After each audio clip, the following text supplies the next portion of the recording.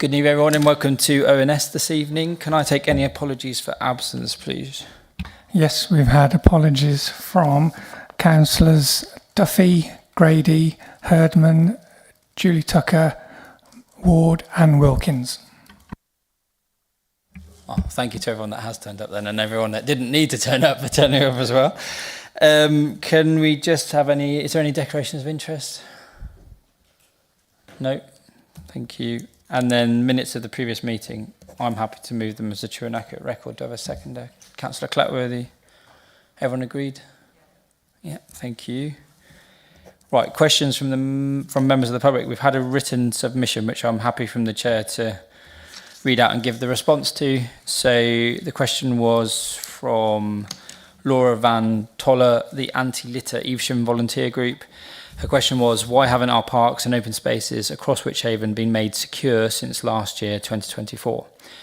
The response from Tim Lewis, Head of Client Services, on the 16th of July 2025 was as follows. A programme of enhancements to the security of parks and open spaces across Wychavon has been agreed, with high-risk sites prioritised. Lock boxes, height barriers and knee rails are to be installed across a number of sites, with Charity Brook Park and Crown Meadow amongst the prioritised sites in Evesham. As the lock boxes for each site will have different requirements, each one is bespoke, hence the work is not as straightforward as one might suspect, but the aforementioned sites will have their measures strengthened in the coming weeks and months. The programme of works for the whole district will be carried out over a period of 2 years. In terms of recent incursions at Charity Brook Park, the lock was broken, so the cause of the incursion was criminal damage, which we'll never be able to fully safeguard against, but hope the measures we are installing will go some way to improving our resilience. The lockbox and the gate are due to be installed at Charity Brook Park within the next 3 weeks, but we are also looking at a temporary blockade at Davis Road entrance where the recent encampment gained access, whilst we await installation and providing no further encampments arrive in the interim.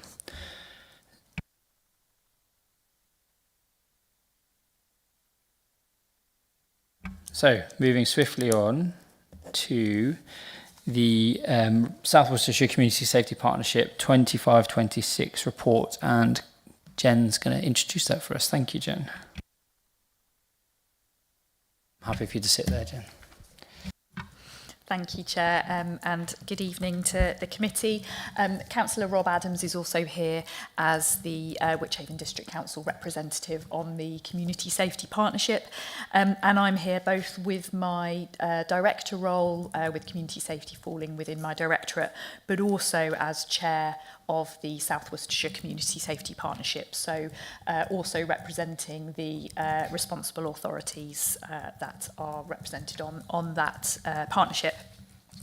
I will give a little bit of an overview of the paper that you've had in your packs. I won't go through it in detail, but I will pull out some of the key points. But I think it's probably helpful for me just to start by saying that this is an annual update to the Overview and Scrutiny Committee, and it is on behalf of the whole partnership. That can sometimes be quite challenging because, of course, we're here as Wychavon District Council, councillors and officers, and the Community Safety Partnership is about collective responsibility for improving community safety and preventing crime and antisocial behaviour. And that collective responsibility is amongst named authorities that are set out in 3.1. So in the legislation, the local authority, both the county and district in 2 areas, police, fire and rescue service, NHS Integrated Care Board and Probation Service all have equal responsibility for the functioning of the partnership. It so happens at the moment that I am the chair, but it has in the past also been Worcester City Council, for example, chairing the partnership. And we also happen currently to provide the bulk of the administration and support to the partnership. But the responsibility for the delivery of the action plan, but also for the statutory responsibilities that are set out in this paper is shared.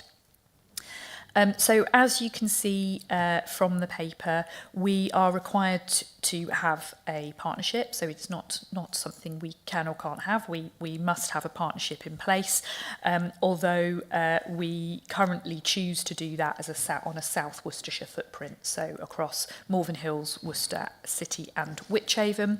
There is also a Worcestershire Safer Communities Board that covers the whole county, and we contribute to that where there is sense in things being done on a county-wide basis. But currently, the Community Safety Partnership arrangement is a north and south arrangement. We have kept that under regular review, and we've recently had a conversation across the county about, is that still the best way to organise ourselves? We feel it still is the best way, but again, as I say, we keep that under review. We are required to conduct a strategic assessment of local crime and antisocial behaviour, and that has just been completed by West Mercia Police's analyst team, and I touch on that later in the paper, and then to prepare, deliver and monitor a plan against that strategic assessment. And we also have a number of very specific statutory duties as well. So we have statutory duties around reviewing deaths associated with domestic abuse and preventing serious violence, and carrying out antisocial behaviour case reviews, for example, when a resident claims raises a concern that their antisocial behaviour case has not been dealt with by the relevant bodies. We're responsible for carrying out those reviews. We receive funding from the Police and Crime Commissioner that is delegated to each community safety partnership across the West Mercia Force area, and we are then responsible for allocating that funding in line with our plan. What I would say is that still has to be approved by the Police and Crime Commissioner's office, so we make effectively recommendations to the Police and Crime Commissioner of the projects we'd like to fund, and then it's up to the Police and Crime Commissioner's office to approve that. This year, as you'll see in paragraph 3.7, we have seen a reduction in the funds coming from the Police and Crime Commissioner following the reduction in funds available to him and his office. That has applied across all of the CSPs across the force area. But we're looking at effectively a 20% reduction in the funding that we've received this year. So for the first time, we have had to make decisions where we have recommended some projects are not funded, or that we funded less than they've asked for. And that's, as I say, the first time we've had to do that. But you'll see in paragraph 3.8 the projects that we have recommended, a couple of them already approved. So the Dawn project, members will remember that has been discussed in council previously in relation to a member's motion. And we've been able to secure funding both through the CSP funding but also through the District Council's Homelessness Prevention Grant to ensure that the Dawn project can continue its really excellent work in South Worcestershire. And also the statutory reviews of domestic abuse related deaths, which we do not as partners have allocated budgets for, and so we have to find the costs of those somewhere. At this point, I will just flag a point of concern that I have as chair of the partnership, and I've raised this across West Mercia and with key partners, that we are in July and we have probably almost spent that £30,000 on domestic abuse related death reviews. We obviously have no control over those coming in. We would like to think we could prevent those deaths, but sadly they do still happen. A review can cost £10,000 to £15,000, and we've already had 2 referrals in this financial year, so we've allocated pretty much that, and it remains a statutory responsibility to carry those out. So we will have to source that funding in future. As I say, that's something I've raised at a West Mercia-wide level through the Crime Reduction Board there. I won't go through it in any detail, but paragraphs 3.12 onwards, talk about a range of different areas of work that were delivered during 24-25, and I've included those primarily to share with you the kind of tangible impact of the partnership working, but also to show you the real range of activity that the CSP is involved in and works on. It isn't exhaustive, but I've tried to focus on activity that's happening in Wychavon. Obviously, there is sometimes work that very specifically happens in Worcester, for example, where it's related to the nighttime economy there, but I've tried just to draw out those activities that have been happening in a partnership context in Wychavon.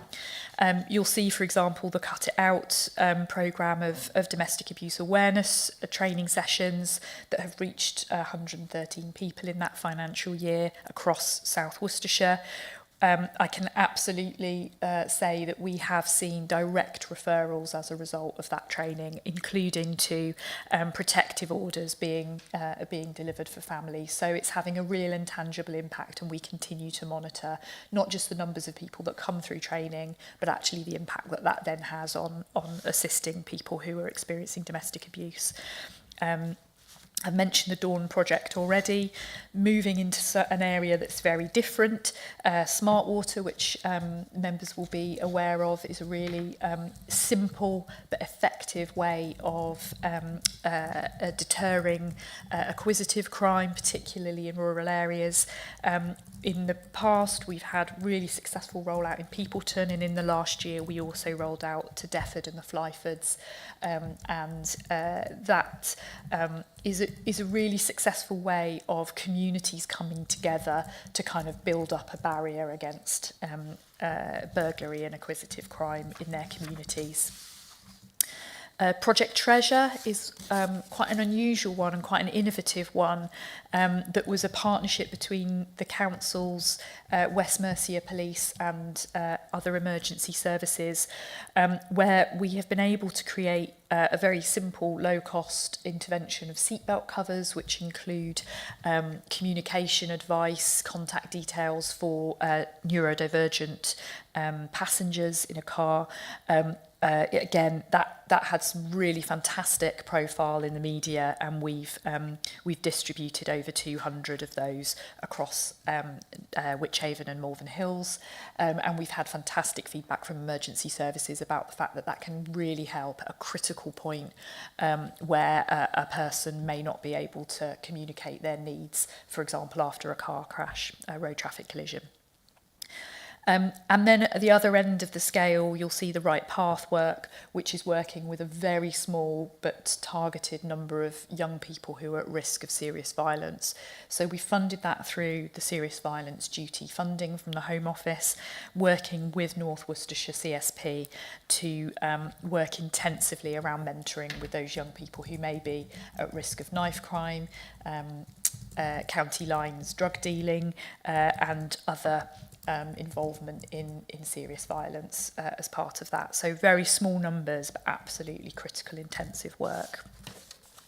And then lastly, I just wanted to draw your attention to the Evesham Street Pastors. So although that's not funded directly through the partnership, the District Council does support Evesham Street Pastors with funding, and they provide an absolutely essential reassuring presence in Evesham Town Centre, supporting with safety and security in the nighttime economy, and the ability of the partnership to be able to work together to kind of fill some of those gaps in statutory services, but make sure that our local communities are as safe as possible for people to enjoy is really essential. So looking forward then, finally, we, as I mentioned, have recently received our strategic assessment from the West Midlands Police analyst team, and that has determined the priorities that the partnership have now agreed moving forward. It's also aligned with the Police and Crime Commissioner's new Police and Crime plan, so we're making sure that we fit, although we have our own South Worcestershire slant on that and look at what's important here. And you'll see in 3.39 our priorities are domestic burglary, domestic abuse, vulnerability to exploitation, nighttime economy, hate crime, antisocial behaviour and road safety. In the CSP, it is very difficult to identify priorities because we also have a number of additional responsibilities which I've touched upon. So we are required to support integrated offender management, we're required to tackle serious organised crime, prevent violent extremism and a range of other responsibilities. So often it's very difficult to prioritise because there are so many areas that cross our desks and cross our partnership responsibilities. And just the last thing I just wanted to mention is we've included our plan on a page just to give you an idea of some of the partnership activities that are taking place under those priorities over the next year. It's really important just to pick up on the point I made right at the beginning to remember that action plan is owned by the whole CSP. So every member of the CSP is responsible for those actions, reporting on those actions and leading on it rather than just the district council. Specifically where activity is funded by the CSP, we have another layer of reporting and monitoring. So that will start from September, where we will start to see quarterly monitoring and reporting of the delivery where it is funded through the partnership as well. So there's that extra layer of reporting that it would be helpful, I think, probably to try and bring to this committee when we come to give you your next update next year. But I will leave it at that, if that's okay, and welcome any questions. And I don't know whether Councillor Adams, there's anything you want to add or anything you want that I've missed. Follow that. As you can see, this is a first-class report, and all I just want to say how grateful I am that what Jen does for this. I've been on the partnership quite a few years now when Worcester City were doing it, and although the guy which I can't remember his name now, it's a few years ago, made a good job of it, it's nothing to the standard as what we've got now. And I will give a plug for the guy, which I hope you have all met, and if you haven't, if you ever get any problems, he's the go-to guy, a chap called Rob Richard, we share with Malvern Hills. And it's all at his fingertips, as it is with Jen. So we are very fortunate.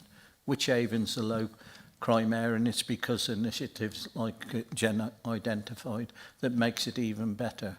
For me, because I've got a niece that's autistic, she's 40 years old now, and the Project Treasure was I remember the launch at Hinlip, such a simple little thing to put a few notes and strap it around the safety belt when kids are in the back of the car. So if they were in an accident and the parents were in the front and they've been knocked about, let's put it like that, they can just go, take it off and get all the details about the child. And I think it's such a simple thing, and so many people would benefit from that more than what we've done. What was it, over 200 or something you said there? I certainly sent it up north to my sister anyway. So things like that, simple things. But, you know, we don't hear about all the things that come up and down and small problems, I might say. But it's because of the partnership, I believe, that enhances the safe area we live in. Thank you, Mr. Chairman. Thank you, Jen and Rob. Jen, can you just remind me, Jen, because the first time we saw this report was last year, and what is the obligation of the committee to see this report, just so that we all are refreshed about that? Thank you. It's relatively vague in the guidance, but effectively we have to make sure that we have an arrangement for a committee to have some oversight of the work of the CSP. So here in South Worcestershire, we have done that through Scrutiny Committee, so it has also been to Malvern Hills and Worcester City as well, and I believe it also goes to OSPB in at County as well, from their perspective. It's about making sure that you've got oversight, that we are meeting as a partnership and preparing a plan as we are required to do, and that we are aware of and delivering our statutory duties as I've set out in the report. Hope that does that. Yeah, no, that's perfect. Thank you very much. Great. It's just we've also got, well, they're not all here tonight, but we did have some new members. So it's just a good reminder. Are you happy to take questions, I assume? So I'll start with John. Thanks, Jen, for that report. Yeah, as has been said, very comprehensive, and thank you for that. Something I raised earlier in our discussion, just if you're in a position to give any comment. On 3.8, the following application process, the following recommended funding, and it's Worcester Street pastors, £3,000. Do Worcester as a district support them any financial way? Because if you look at it from an Evesham perspective, Evesham are supported by this district to the tune of £2,000, but they're not getting any funding from the partnership. And it seems that one is, one isn't, but one gets support from its district. And I'm just curious to know whether or not Worcester City or Worcester District do they support their street pastors in the same way as we support Evesham? Thanks, Councillor Clatworthy. That's a very fair question. I believe the city do, but I will double check that because I don't know for sure, and I can check the amount as well. Part of the rationale for funding Worcester Street pastors through the partnership historically has been because many of our residents use Worcester City as their nighttime economy. So there is a view that it is also benefiting Malvern Hills and Wychavon residents as well as Worcester City residents. So that historically has been part of the rationale around why the partnership also funds Worcester City, and that, but I understand that feels like a bit of an anomaly. The other thing I would say is that Worcester Street Pastors were one of the organisations that applied for much more than that, and we were unable to support to any extent that they wanted us to, but were able to meet 3,000. But I will check and confirm via Spen the precise answer to that question. I think it's important because I think we all agree that the street pastors do a phenomenal job. It's late at night. They're at huge risks themselves, but they go out there and support these people, and I think they deserve every penny they get from whatever source, and the more that anyone's able to put into them, the better. They fully deserve it, and thank you for what you've done. Councillor Sims, yeah. Jen, thank you. Yeah, the report, great. Thank you very much. You touched, I think, briefly on community safety boards. And I'm quite interested in how that feeds into the CSP, because I think community safety is so important. And just before I came here, I was saying to the members that I had a phone call from Parish Council in Sedgeburgh about preventing issues that they're having. And I wondered how that fits in the community safety boards into the partnership and the sort of ripple effect, really. Yeah, I've probably got a couple of responses around that. So the kind of landscape and structure around community safety is quite complex. And what I might do is, following this, I'll ask Rich to pull together a bit of a structure to share with the committee, because there are lots of layers of community safety partnership in that kind of structure. So the Community Safety Partnership, as I keep referring to it, the CSP, the statutory body, is at a South Worcestershire level. And it's a strategic partnership, so it is kind of the decision makers around the table. What we have below it is something called MATG, so Multi-Agency Task Group, I think, which is about operational partners working across police, local authority, housing associations, other partners in place to help deal often with specific cases or specific issues. For example, if there's a particular spike in an area around a particular issue, shoplifting in a particular place or any other issue, they are the people that then kind of do that kind of operational response. Above the CSP is the County Safer Communities Board, and that brings together the two CSPs, South and North, together with county-wide partners. We take an overview where it makes sense to commission or take decisions at a county-wide level. Often that's around some of the services that, for example, public health are responsible for example, drug and alcohol treatment. That makes sense because they commission that makes sense for us to have those conversations at a county-wide level. And then, because we're in a multi-area force area, we're above that, we have the West Mercia Crime Reduction Board, and that's led by the Police and Crime Commissioner, and that looks across West Mercia at the work that we're doing. So it's complex. However, I just wanted to pick up the point that you made about prevention.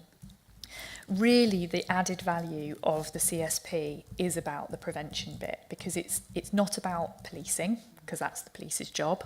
It's not about our responses to antisocial behaviour necessarily, because that's, or fly tipping, for example, because that's our job. It is about that space where if we come together, what difference can we make?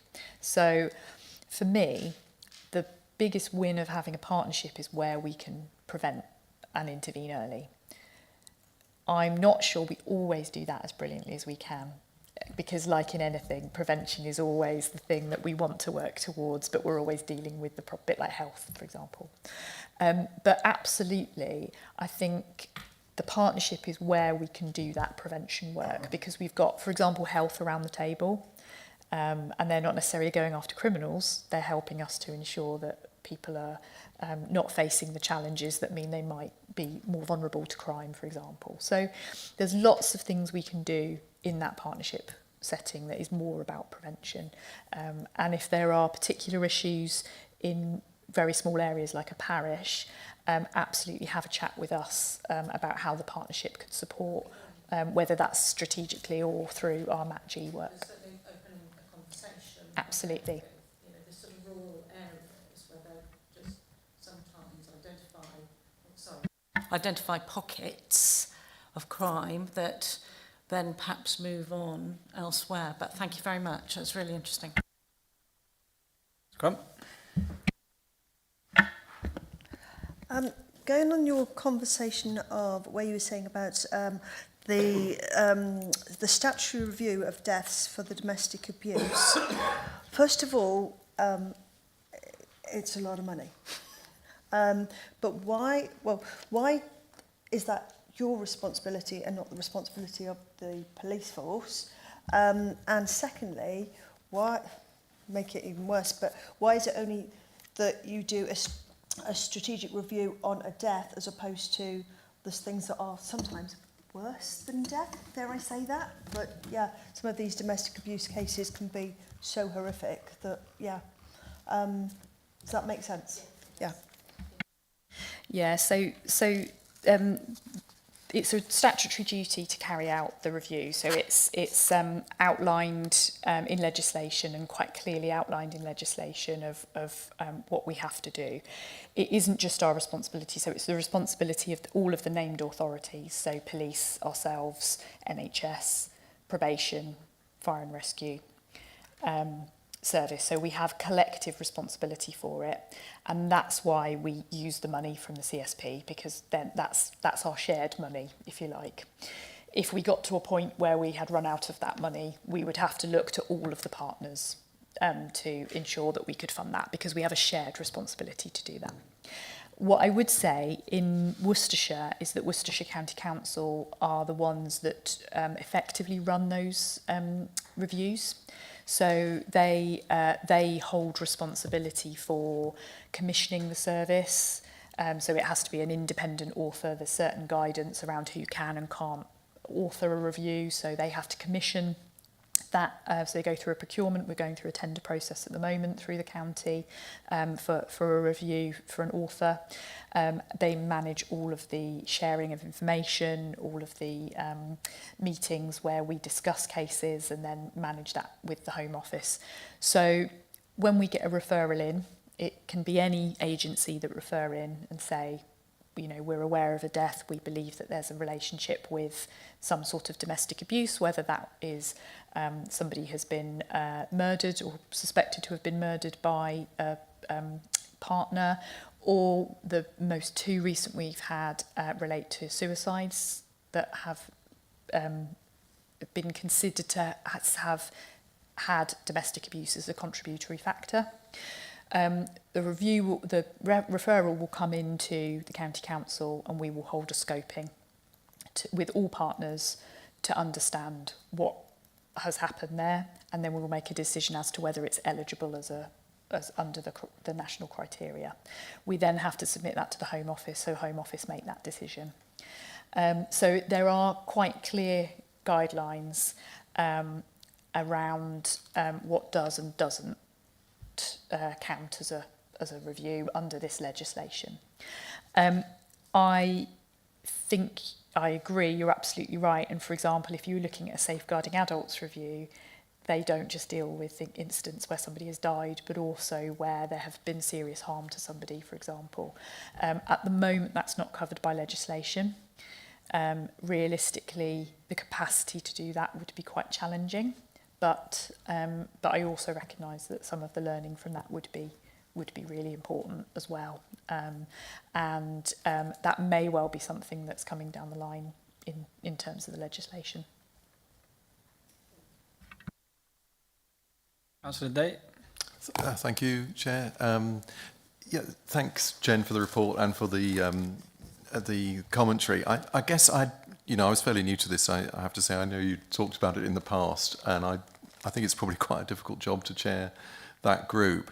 I wasn't clear when I looked at this as to whether the role was for each authority to put money in themselves, or whether we're only spending the money that we get from the PCC. What's the answer to that one initially? So in terms of the CSP pot, it's only the PCC money that we share as a PCC pot. In recent years, there are also other little bits of Home Office funding, particularly. So, for example, we have dedicated allocation to meet the serious violence duty. That's come through separately. You may be aware of a funding stream called Safer Streets that's come through from at the Home Office as well. So we tend to allocate those on a CSP basis. Partners will be spending their own budgets on activity that contributes to CSP activity. So, for example, the District Council certainly spends some of our own community safety budget on a number of activities which you could align with the CSP, and other partners will be doing that as well. So, for example, the County Council leading on domestic homicide reviews or domestic abuse related deaths. And that will have a cost to it because they have officer time. So there is certainly agency contribution financially, but we don't necessarily capture how much that is at the moment. Okay, thanks. That's helpful, because I think from what I could tell, the PCC has been putting aside, if you wrapped up all prevention and not just this, it's about 3 to 4 million a year out of a total budget of 270 to 300. So it's only about 1% actually that's being spent on prevention, and this includes road safety as well as this. So the CSP bit of that is much, much smaller than 1%. I think that's quite small. I mean, I think we should be giving that as a piece of feedback to the Police and Crime Commissioner. I mean, relative to the NHS spends about 10% of its budget on prevention, and even that is considered to be way too low. The other thing was, I just thought it would be, I think the individual and detail of what's happened is good in here, but it would be great if we had a bit more of a sense of what are the measures that we've got in place for each one, so, and how that compares over a period of time. So what's the trend? I know it's only been going a short time, but I think that would just give us some reassurance if the role that we've got is to sort of say, we're happy with it.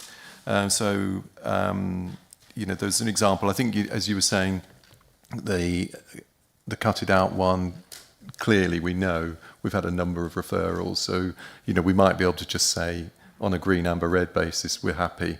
It's looking green, that we've got enough people coming out of that for the money that we've spent. But I think if I was to sort of take a step back and say, going into this, the questions I had were, are we doing well? Is it value for money, and what is the read across to Wychavon in terms of its wider responsibilities? If I'm honest, I wasn't able to answer those because I couldn't tell how we're doing versus any other authority, and there's no mention of what we're spending or how we're splitting the budget and what we are putting in. You know, apparently, as you said, we're not putting in anything in terms of cash, but we're obviously spending time and effort. And I would argue, you know, if you look at what we've done in lighting in the parks, free entertainment, youth centres, you know, all the stuff we're doing on wellbeing, all of these things probably do play a role in it. And I suppose when this was formed, I imagine the idea was that it would be a case of 2 + 2 = 5. You know, by getting everybody into the room, the hope was that something bigger and better than the original budget that John Campion's put in, or whoever, you know, would come out of it. And I think it would be good, therefore, if we tried to continue to push on getting that wider narrative clearer, so that we can say, yes, we're not investing too much in cash, but we're putting in quite a lot of time. He's putting in his 117k or whatever it might be, and we need to then sort of see how that provides outcomes for the different items.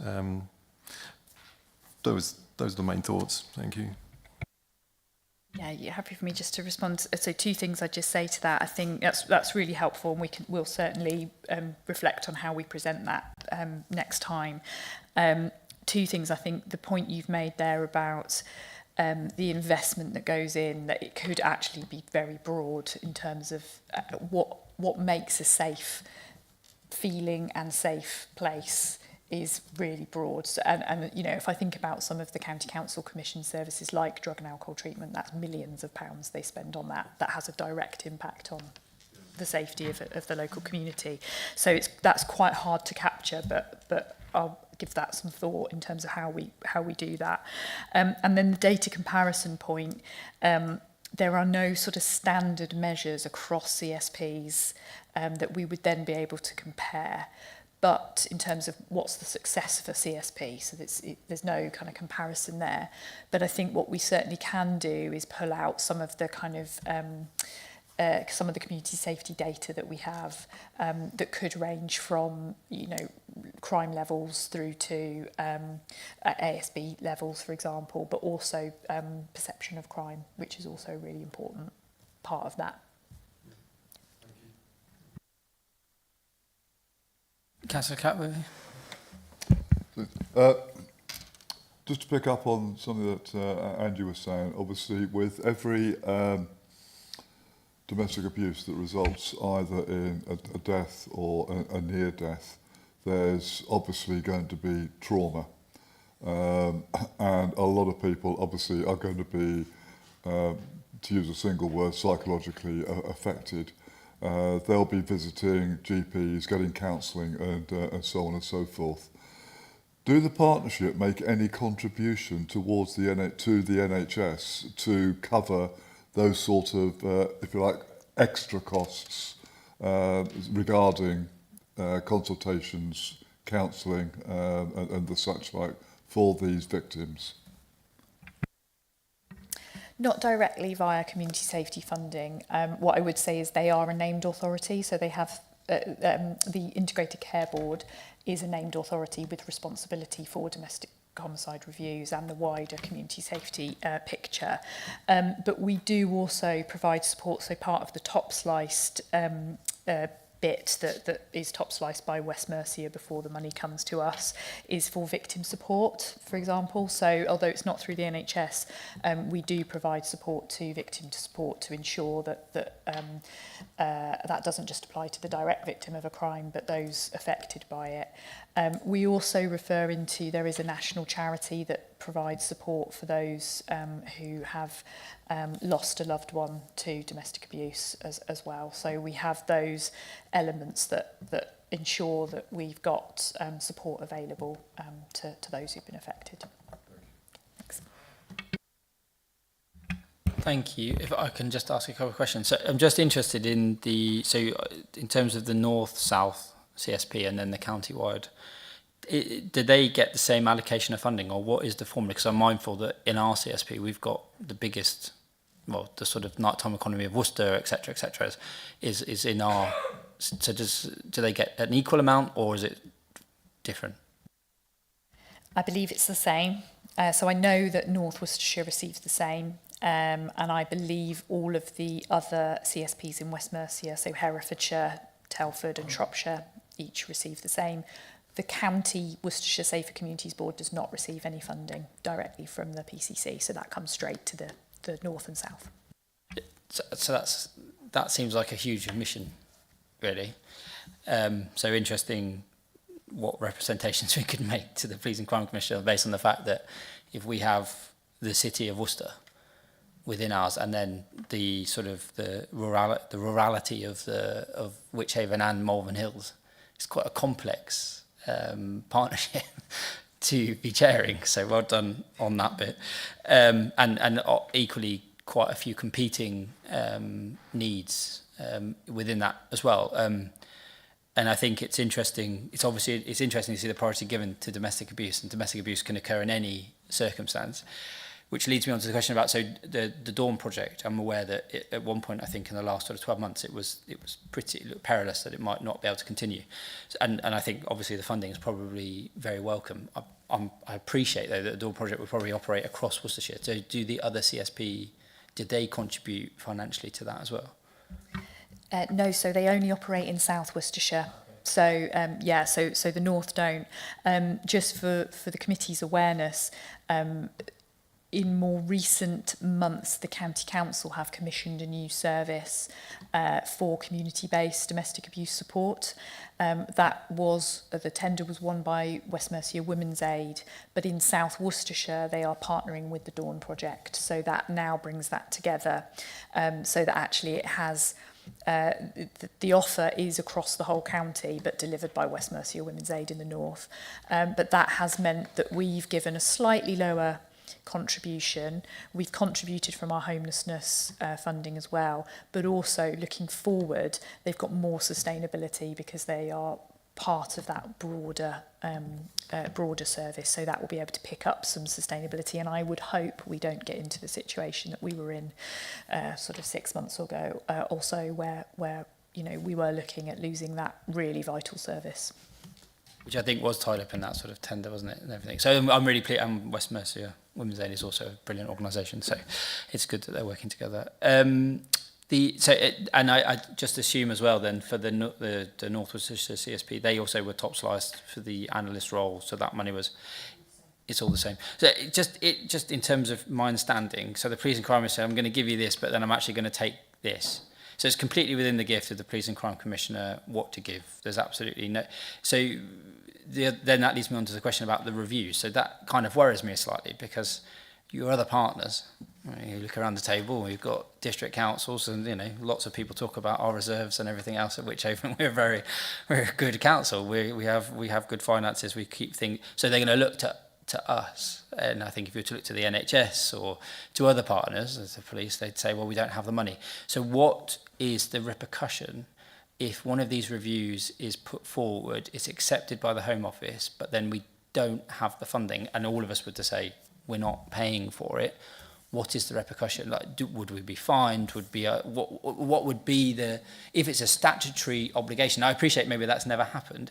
And I think probably, given the gravity of it and the importance of and honouring the fact that is a awful shame, the failure of the system that we've even got to that point, would mean, I imagine, for the cost and the value added, people would step forward. But that isn't really how it should work either. It should be something that's sort of mutually agreed upon and supported. So it seems like you maybe don't know the answer because it's never been tested.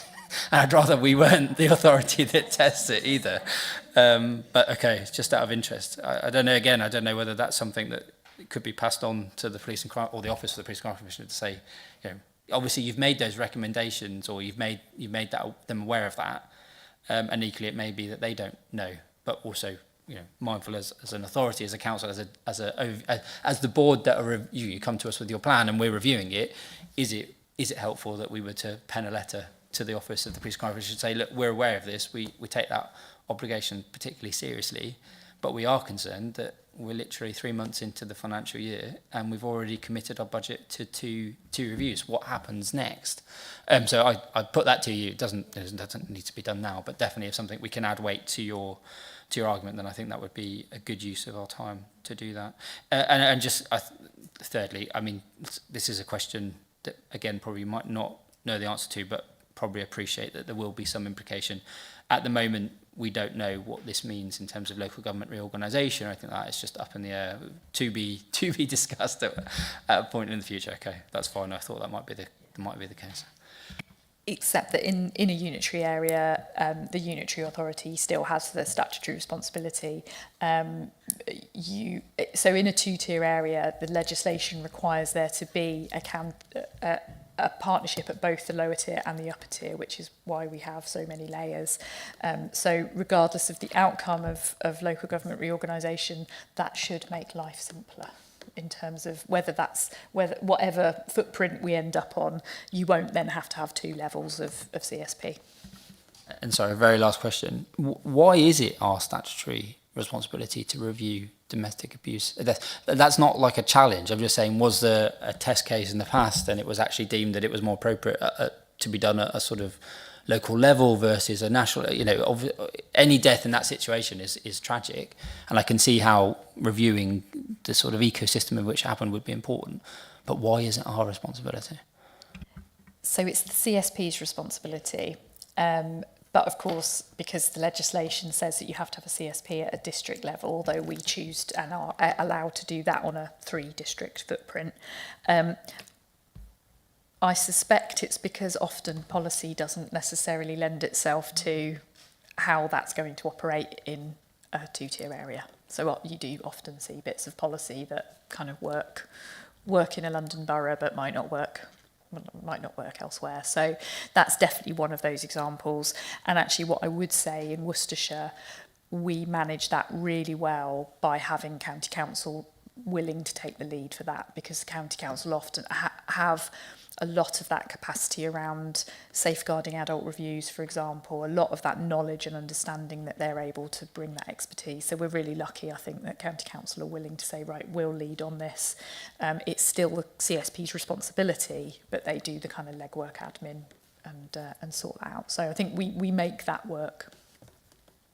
And sorry, I lied. I have one final question. I'll jot it down. So I remember there's still a member, I think, probably within part of your department and team that used to come to my school and roll out smart water on bikes. So, and I'm not as old as I look, but I am older than I care to probably acknowledge in the room. But I just wonder, so we talk about smart water, and I understand it's a deterrent, and with that you often get stickers that you put around.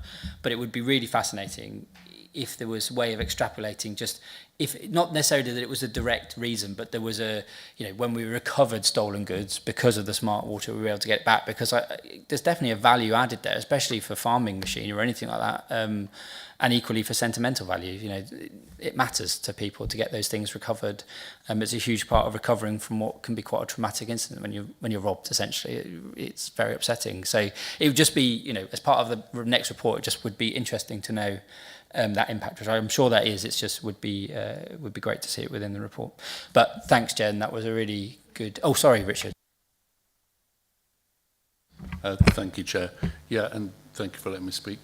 Really good report, thank you. And it's good to reacquaint with CSP. I was on it a zillion years ago when I was housing and communities portfolio holder, and I would imagine it's evolved and changed somewhat since then. But what was always crucial was the data. And I know there's kind of confidentiality around the data, but it would also be really interesting and valuable to share it as well. Because you can look across Wychavon where the hotspots are, what type of crime there is in terms of different areas. And it helps you understand your area and therefore what strategies and what approaches we can take to try and prevent and to support. Linked with that, I take Chris's point on board, is that in my day, that's a horrible phrase, isn't it?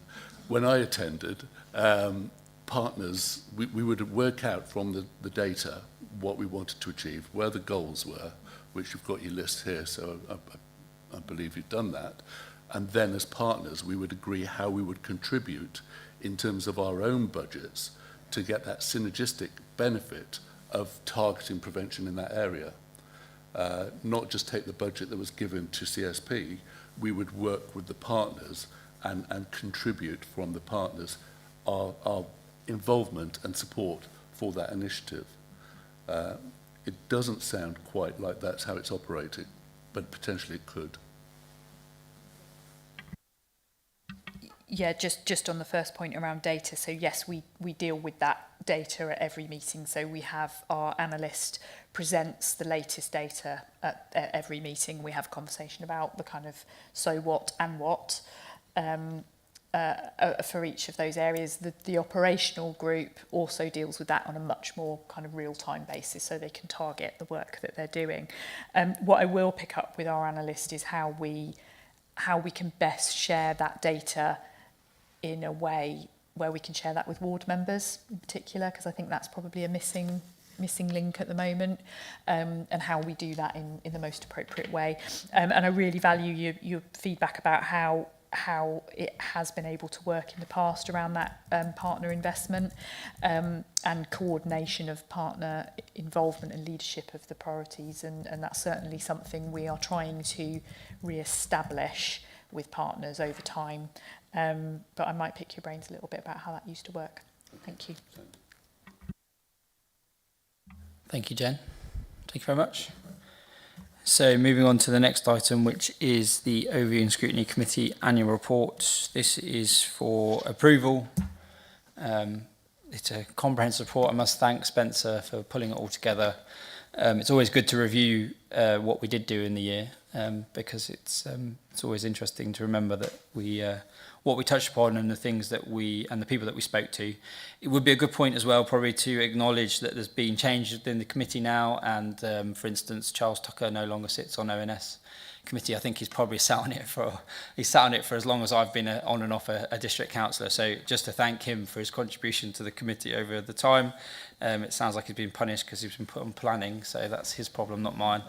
But also just to thank Councillor Ben Herdman for his vice chair of the committee for the last couple of years, and equally everybody else that's sort of moved in and moved around. So welcome to the new members, but equally thank you to those that have moved on to other committees and roles. Does anyone have any comment on the report? Oh yeah, Councillor Crump. It's okay, it's not a bad comment. I just wanted to say, again, reiterate what you were saying with regard to the report. It's very easy to read, it's very user-friendly, so thank you, Spencer, for everything you've done and everybody else that's contributed to it. Do we need a proposer and seconder for the? Yes. Yeah, okay, so I'll propose the report and Councillor Crump will second. Are we all happy to approve? Great, thank you. So then moving on to our work plan. So the committee had a workshop, which was ages ago now, almost 2 months ago, 28th of May. And it was at least a couple of hours long. So it was a comprehensive meeting. Again, since that meeting, the committee has slightly altered and we've got new members and stuff like that. So I appreciate any feedback from any newer member that may want to make comment. But ultimately, I think Jane would agree that we've come up with a work plan that we feel was definitely representative of the concerns and the issues and the things that were important to us all as part of that workshop. We do need to discuss a couple of elements of things that we want to do in terms of the LGR work that we said we'd like to do. We can do that sort of as a last part of this agenda item. I just wonder, is there any comments on the work plan as is at the moment? Councillor Day. Thank you, Chairman. I thought it was a very full work plan, and I agree with you. You seem to have got a lot of things in there. The only one that occurred to me that I think might play a role would be something about flooding. I see, we've got something in here about solar panels and solar energy, rather. Flooding is something that affects Wychavon pretty badly with all the rivers that we've got, but also flash flooding is becoming increasingly a problem in almost all of the locations. And we've got an ageing drainage infrastructure in most of our villages. I just wondered if, as part of scrutiny, we should be, questioning what else, if anything, Wychavon can be doing with its partners to improve the resilience of the population in terms of flooding. I think it's a fair comment. I mean, we had a debate on it, didn't we, recently at council, and it seemed there was I think anybody that lives in Wychavon can't disagree with the fact that flooding has devastated our district before and unfortunately may have further impact in the future. I think probably the best thing is that we just add that into the sort of boiling pot of at the end of the work plan and look at where we factor that in and when there's a potential for slotting it in. Is that okay? Yeah, I can pop that in and then have a discussion with Jane. Jane, I don't know if you've got any thoughts. Yeah, I mean, we've got our own internal officers, Martin Cross and the engineering team, who perhaps come and at least explain what we do and how we work with particularly counties, the lead flood authority on some of the flooding issues. We could get Martin or one of the team to come in, that wouldn't be an issue. It's just making sure that we've got that in place and give them enough time. Yeah, So and we it can would do that also, bit. I think it would be quite good for this committee to leave this chamber once in a while. So maybe that would be a good little field trip to go and see some of the flood prevention work that we're always doing, and are, you know, I know that many residents are happy when that stuff is put in place. So it's just something to consider for the future, maybe in the summer as well, rather than in the mid of winter. But yeah, that's maybe something to consider. Councillor Sims. Just very quickly, just following on what Chris was saying, I think it's really important because it's such a hot topic, this flooding. And I know that we spoke about contacting the Environment Agency, and I noticed Spencer's been trying to do so. I mean, could that work as well with the Environment Agency and flooding as well? Because they are the authority on looking at that. I know they are extremely difficult, and I don't know why they're so difficult to get hold of, but they shouldn't be. But I mean, I think that could be quite important, actually, following on from Chris's. So what do you think? Well, I was just going to say, I mean, the idea for me actually came from a meeting that Councillor Sims invited myself and Councillor Middleborough to, where I think she gathered together quite a few of the parishes around Broadway, and they just gave an example of what they'd done in terms of flood prevention. And I guess if we took the best of what all of our parishes are doing and were able to help roll that out across all other parishes, you know, that best practice, that might be a kind of a cheaper way of us improving things. You know, a lot of it does come down to landowners and understanding who actually has the responsibility to do what. So that was my thinking, really. Yeah, Spencer, did you want to? Yeah, if I may, Chair. Yeah, hot off the press, I've actually heard back from the Environment Agency today, and they've confirmed that they can do the meeting on the 18th of February. Oh, wow. It's only taken 2.5 years, Spencer. Well done. That's good. I think then it would make sense to have Martin here from his officer portfolio, job point of view, and there's no reason why that then we can't work up some more of the stuff that we might want to look at and do in that area. That makes absolute sense. So well done, Spencer, as well, for your perseverance on that. I hate to think about the piped music you've been listening to and all that time to try and get through to somebody, but thank you for your sacrifice. Councillor Catworth. Thank you, Chair. Under the heading of Police and Crime Commissioner, update from the West Mercia Police and Crime Commissioner, plus question and answer opportunity. Can we take it from that PCC will actually be in attendance to give that update, therefore open to question and answers? I think, as is ever, the Police and Crime Commissioner could send a representative. I think we would ask that he sends a representative that can give answers, which is whether that's a deputy PCC or John himself. John has come to the committee, I think probably, what was it, about 12 months ago now? Or? On the 14th of Feb 24, wasn't it? It was that so one. about a year ago. So I think, but I think we can definitely, when we have that communication and extend the invitation, we say, our preference would be that it's the Police and Crime Commissioner, and if not, it's somebody of a similar seniority that can answer questions that we may have for them. Seems fair, I think. Yeah, I mean, as far as I'm aware at the moment, I have asked for the Police and Crime Commissioner to come, and his office have indicated that it would be him attending. So. The question really was, when I said about the PCC attending, I should have added, or one of his representatives. What I was after is that we're actually going to have somebody in the chamber to deliver the update, as opposed to it being a written report and then we read through it. asked questions from it that have to go backwards and forwards, backwards and forwards. It's just to identify that somebody will actually be in the room. Sounds like we're going to get the main man ourselves. So that's we can definitely. Sounds like we'll be able to ask those questions, and I'm sure he'll do his best to answer them. Is there any other comments just on the work plan before we just move on to the bits that we just need? So some of the intricacies.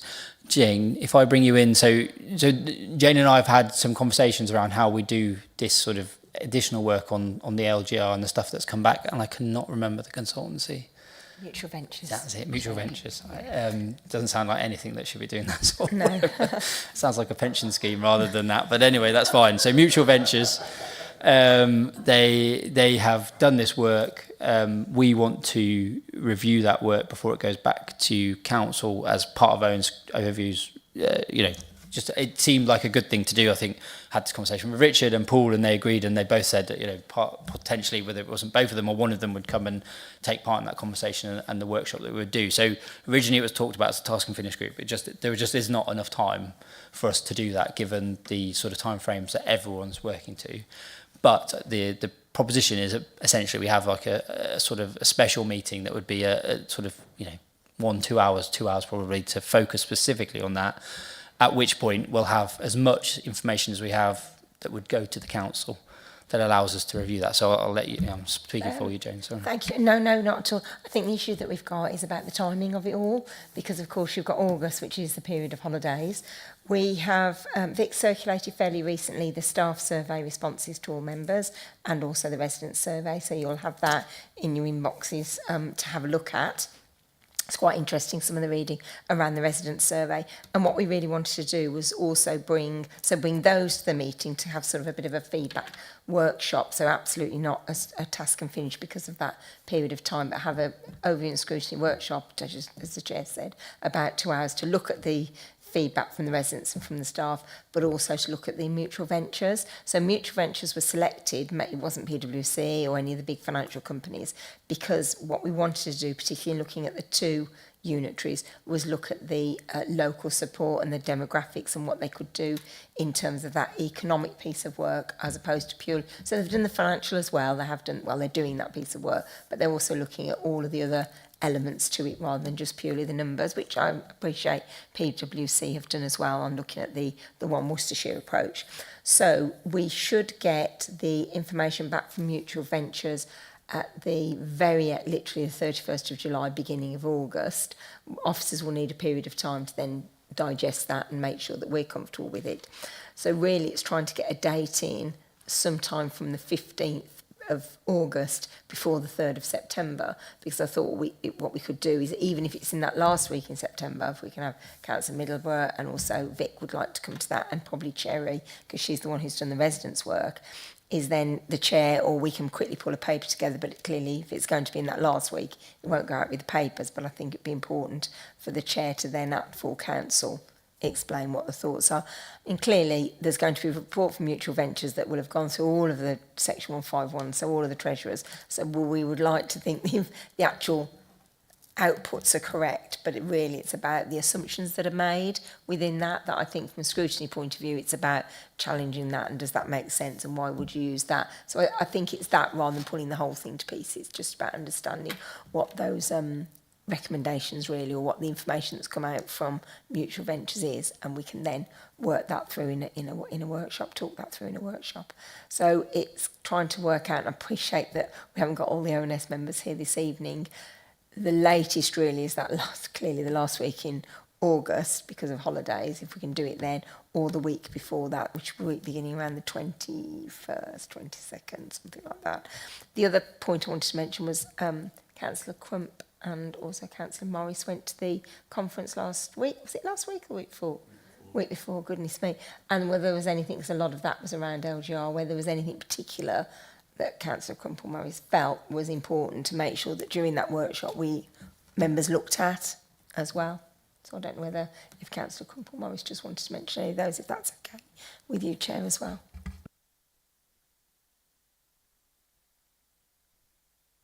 Do you want to hear now or the Yeah, so basically, I went to we went to, actually, didn't we? And Paul, a breakfast meeting with people that had been already involved. They've been there, done it, got the T-shirt, and survived. More importantly, I think, is probably the big part of it. Things that they were saying about and giving us ideas and thoughts of what to look at going forward. So, I mean, do you want me to read through the different thoughts now, or do you want me to... Ultimately, we're not going to meet again before this workshop, so it would be interesting to hear your list. I'd also like to hear if Councillor Morris has got anything to add to it. But I think ultimately it's good, and equally for anyone of this committee, members here or not here, that sees anything that might think is relevant to go to that workshop that could, give context, and equally, from other parts of the country that might be just interesting to read, I think would be useful. But I'm happy to hear your thoughts. But maybe you look like you've got a lot of thoughts there, so maybe you can summarise it. I'd be grateful. Yeah, there's not too much. I mean, it was just key things that came up. Communication is essential. They said across everybody, really, really key. Putting things like a bank account into place more than 12 months in advance. Again, you think simple things, but apparently things like that are astronomically difficult to do. Sorting out the logos for the new council. God. I know, it's like, it was little things like this, wasn't it, they were talking about, but they said they can take so much time. Fair deals on liability of assets with parishes. So if you look at all the assets that you've got at the moment, and then think with each of the parishes, say for example, I don't know, I'll just quote somewhere like, say Cropthorne had somewhere, but it was a great hall, but it had a dodgy roof. You don't want to give them something that's going to be a liability that's going to come back to you. So don't give them dead ducks, basically, so to speak. All those kind of things are really, really important to talk about at this point. To look at the people that you've got in your teams and use your people that you've got with the strengths. And sort of don't go for the volunteer people, go for the people that you really feel that will really be of value to the team. Look after each other, be kind, which they said was a big thing. They said basically you're going to be breathing it 24/7 for the whole time. So just, try and just sort of sit back every now and again and just look and just be nice to each other. Make sure you've got an A, B and C plan, and maybe a D and an E plan as well. Don't spend all the money in the district and give away all your assets, as you might regret that. Make it fun where you can and embrace it. It goes on, doesn't it, really? But I mean, that's sort of quite a key area of things that they were talking about. Yeah. I think, I'm not sure, some of that stuff maybe would feed into but I'm certainly not getting into any discussion about name or logo in the workshop. We certainly haven't got enough time, but I definitely think it all sounds, I think all of that around assets and all that sort of stuff, but that's all going to be within that report, I guess, at one point that we need to consider. The reality is it is moving extremely quickly, so I think it's really good that as a committee we can be agile and fit it in. So I appreciate August is a difficult month. We are going to have to say that not everybody can be there, but those who can, thank you.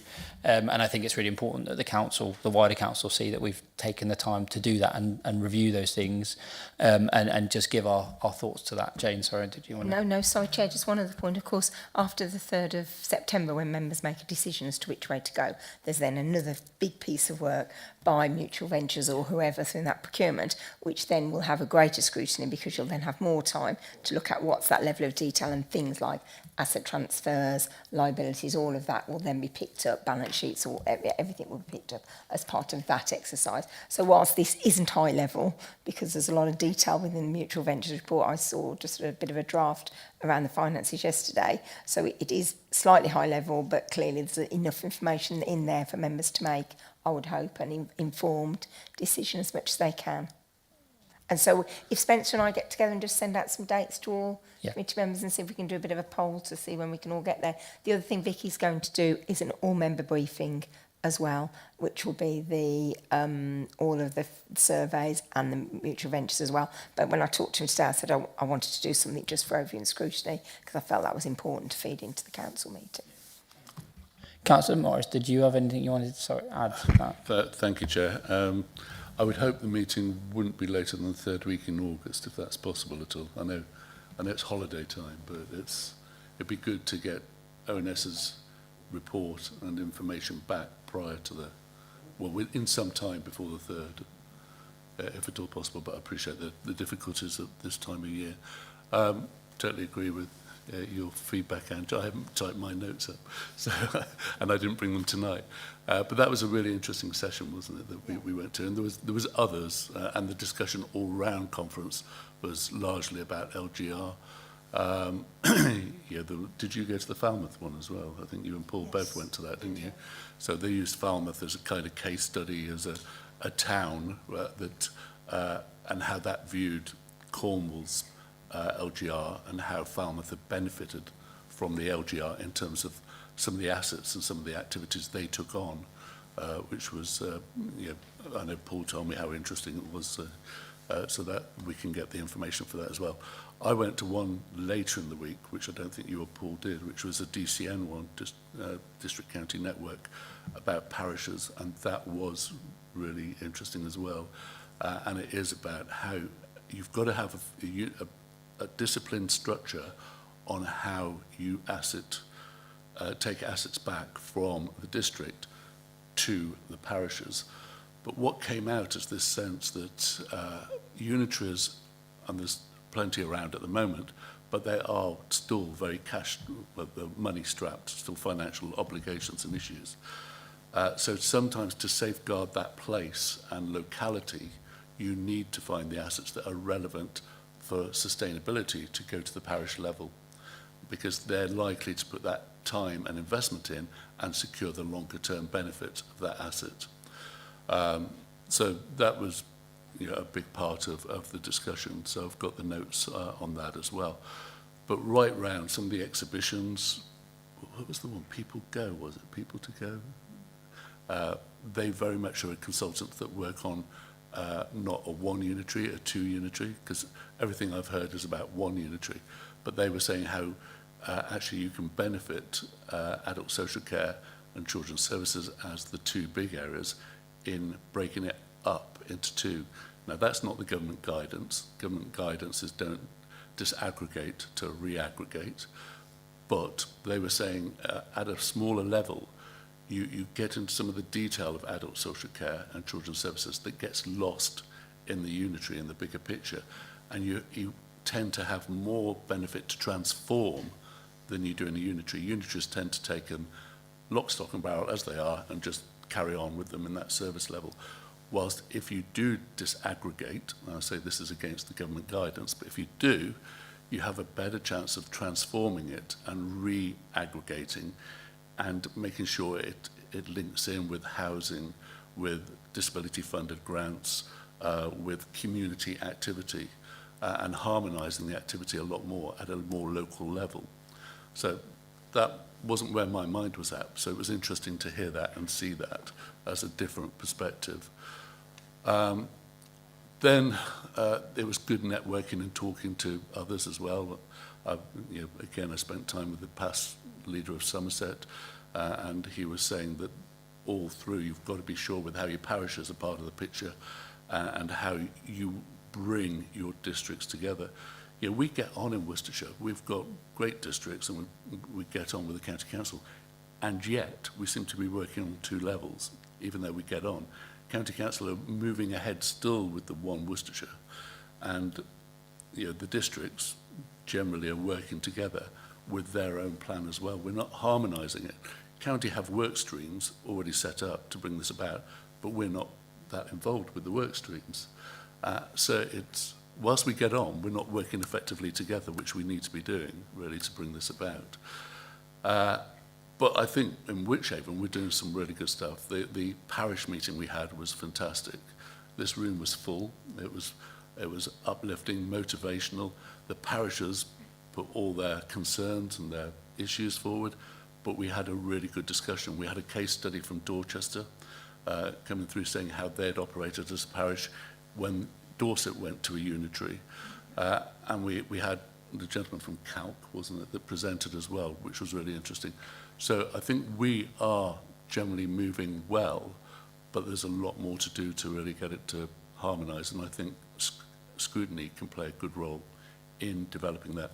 For your information, next Thursday in this room, and you can listen to it on the web otherwise, OSPB, which is County's kind of overarching scrutiny board, overview scrutiny board, have a presentation from PwC and officers about LGR. That I've already, I was at a meeting 2 days ago on it, and the slides are really impressive, and it will help perhaps your thoughts on the whole situation as well in that way, to add that understanding as we progress. I'm not saying it's right or wrong, it's just one perspective.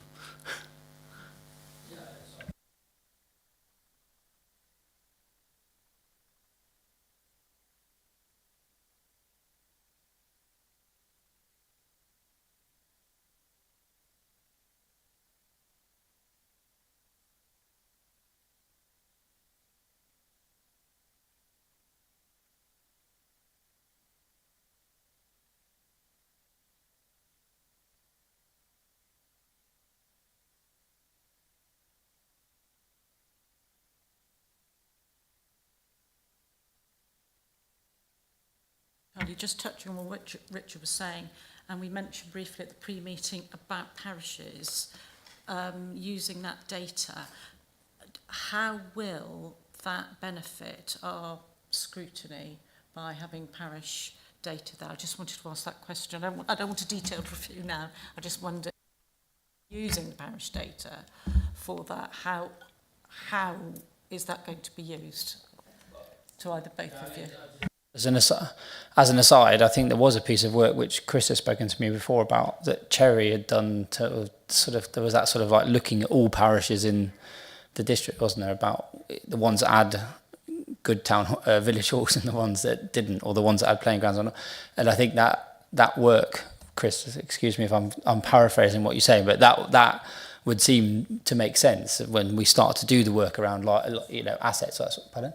Just saying, Chair, that wouldn't be for this, no, for the workshop. No. That'll be the next sort of. But that, for the future, that would be a good piece of work. Absolutely, as the Chair said, we've got that information now mapped out, so we can say to each of the if we wish to, actually we've got this information, we can then look to transfer or not, depending on what members. Well, and also I guess there's not for now, but a thought is that you level up as well, because some of these parishes are fantastic at coming forward. They've got brilliant people in them, and there's some people that are just far too busy to worry about their own lives without trying to think about, and so how do you make it equitable? But I think that's an important facet, and apologies, Chris, if I've stolen your thunder on that point, but I thought it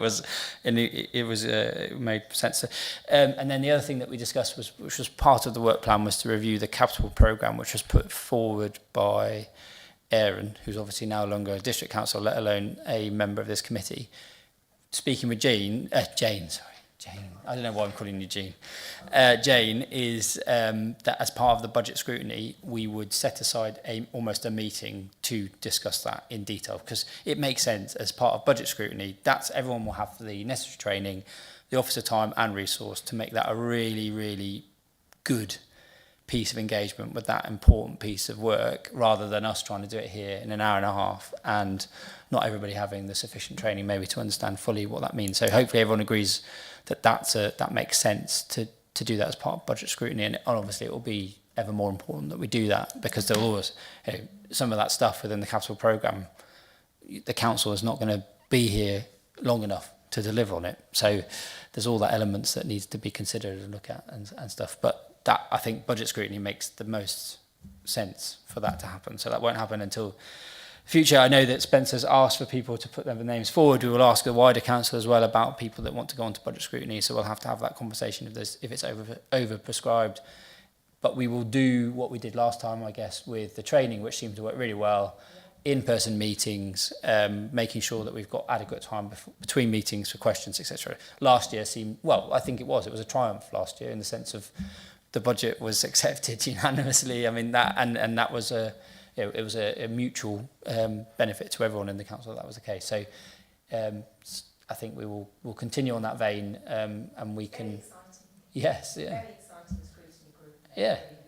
I think if certainly for, you know, for any member, because it gives you, it's the inner workings, isn't it, of it all. So it says the person who always says he's not going to sit on it. So I have to be the eternal salesman, because no, I'm pretty adamant I didn't. I have another baby due in November, so I haven't got time for overviewing scrutiny budget. Okay, perfect, thank you. So just moving on to item 8, which is the scrutiny update. So just to note the report, that the Councillor Mark Ward will now be our HOSC representative, who was also the vice chair of this committee, but the next HOSC meeting isn't due until the 8th of September, so that's when we'll receive a report. And then moving on to the Executive Board forward plan, any comments on that? Jane, do you want to just, because there's been a few, you've changed that a little bit only. Just really quickly, Chair, if you remember the last meeting, probably the one before that, there was quite a lot on there that said not before, and it was all at the top of the report, and it got quite confusing. So what we've done is we've kind of flipped it round to now only have at the beginning of the forward plan the items that Executive Board are going to look at, and then underneath you've got a section that's called, just trying to find it now, it says, here we go. It's still got future reports for reconsideration, which is at the bottom of page, I've just lost it again now, 49. And so those reports, I've tried to put a bit more explanation in them. For example, the council land assets and potential opportunity purchases. It was a bit confusing. So what that is should land or property be identified that we wish to purchase, then a report will be coming to members. But if it is, that's why it's sitting there in case. So we can be fleet of foot if we did decide that we wanted to purchase a piece of land or a building. So I've tried to give you a little bit more explanation, but the ones really to focus on, Chair, are the ones with actual dates of going to Exec Board. I think that's really helpful, so thank you very much. And any comment on the forward plan? I know that Councillor Morris is very keen for as many members as possible to attend the Executive Board, so, and it's always helpful to have members of the ONS committee attending there as well. So that's good. Item 10 is future meeting dates, so those are for noting. And just want to sort of highlight the fact that we would have normally received the, it's not a signal success report now, but we are Wychavon report. I think probably the LGR work and everything has had an impact. I think probably we discussed this in the pre-meet, Jane, it's just to say that we recognise that as a piece of work, it's quite important that the committee sees that. That's a benchmark that we have in terms of performance. And I guess it's just to highlight that the committee are aware of that falls on the shoulders of quite a small or even just one person to deliver. And it shows a vulnerability, I guess, to us as an authority. And, you know, regardless of how long the authority may last, we still need to get that report in terms of... So I think it's just a case of we're mindful of that. We appreciate the reasons why, and I know there's further complications to that on top of that. So, and it's certainly no criticism of the officer in question whatsoever. It's just, I guess, making the point that SMT maybe need to be aware of the vulnerability of that piece of work and the importance for the executive to see it as well as ONS. But we're assured that we'll see that at the next meeting.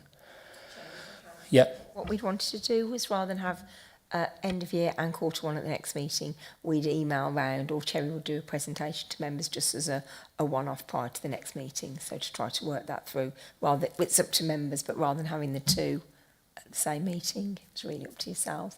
She feels she can get it done before the meeting, well before the agenda. When's the next meeting? Sorry, I've just 1st of October. So maybe we could do something in September and have even just a very short workshop just on, or short session just on that the annual year-end We Are Wychavon report, rather than trying to do the two in one meeting.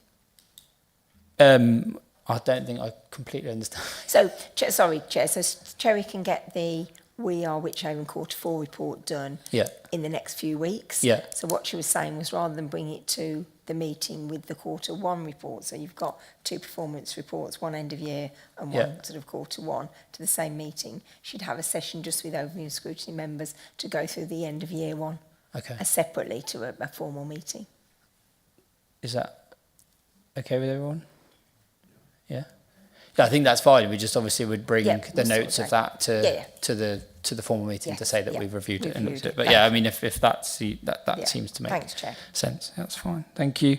In which case, I will call the meeting closed and thank you all for coming.